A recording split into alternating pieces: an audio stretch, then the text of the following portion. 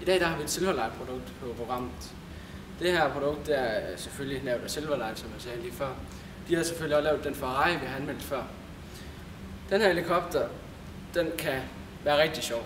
Det kræver dog, at du har utrolig plads til at kunne flyve med den, fordi det går ikke indendørs, det kan det ikke. Medmindre du har et virkelig stort værelse. Højt til loftet i hvert fald. Men den kan tåle nogle skader, altså den kan sagtens tåle at falde ned fra rimelig højde. Den er velbygget, og du får nogle reservedele med, så hvis der går noget galt, så kan du faktisk selv skifte, hvis det er. Selve designet det er faktisk rigtig godt. Altså det ser meget pænt ud, og det hele er lavet til at kunne tage nogle knups.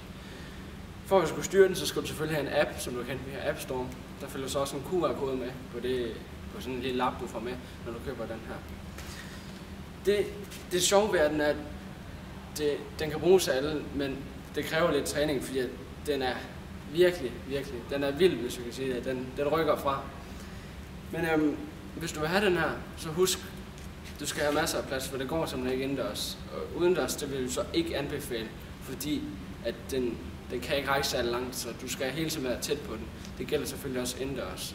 Så du skal være tæt på den, for den har ikke en særlig lang rækkevidde. Men ellers, så skal du selvfølgelig have en app, tænd den, sæt den i gang, og så flyver du afsted. Vi ses.